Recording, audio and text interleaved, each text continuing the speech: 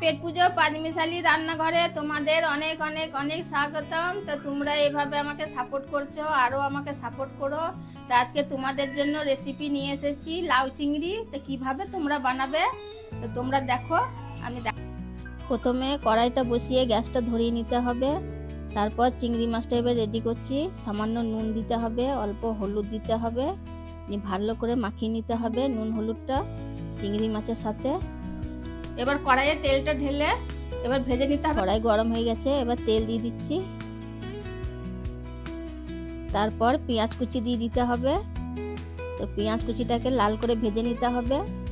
তো এভাবে তোমরাও ভেজে নেবে। তারপর মাছগুলো দিয়ে দিলাম, এটাকেও পেঁয়াজের সাথে কড়া করে লাল করে ভেজে নিতে হবে। পেঁয়াজও ভাজা হবে, আবার মাছও ভাজা হয়ে যাবে। তো এভাবে ভেজে নেবে। তো বন্ধুরা, এভাবে মাছটাকে লাল লাল করে ভেজে নিতে হবে। এবার নামিয়ে নিব। মাছ ভাজা হয়ে গেছে, এবার কড়াই থেকে ঢেলে নিচ্ছি ডিশের মধ্যে। এবার কি কি মশলা দিচ্ছি সেটা তোমরা দেখো ভালো করে। তেলটা ঢেলে নিচ্ছি। এর মধ্যে কিছু ফোড়ন অ্যাড করব। 1 চামচ কালো জিরে ফোড়ন দিয়ে দিতে হবে। তারপর সামান্য একটু রাঁধুনি ফোড়ন, দুটো তেজপাতা দিয়ে দিবে। তারপর একটা শুকনো লঙ্কা, এই 4টে ফোড়ন দিতে হবে। আর এর মধ্যে আদা রসুন পেঁয়াজ বাটা আছে, তো এটাকেও মশলাটাকেও অ্যাড করে দিবে।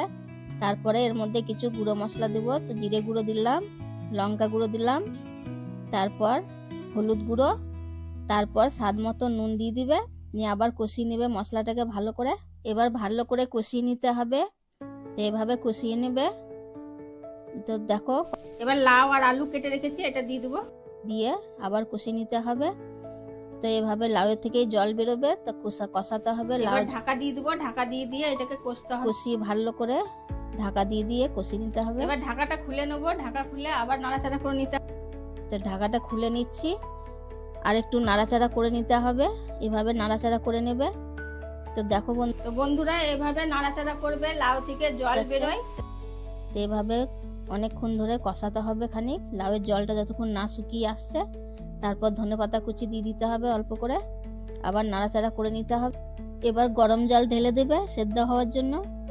তারপর চিংড়ি মাছ আর পেঁয়াজটা ভাজা রাখা ছিল সেটাকে দিয়ে দিবে, মিক্স করে দিবে। নিয়ে তারপর ঢাকা দিয়ে দিবে।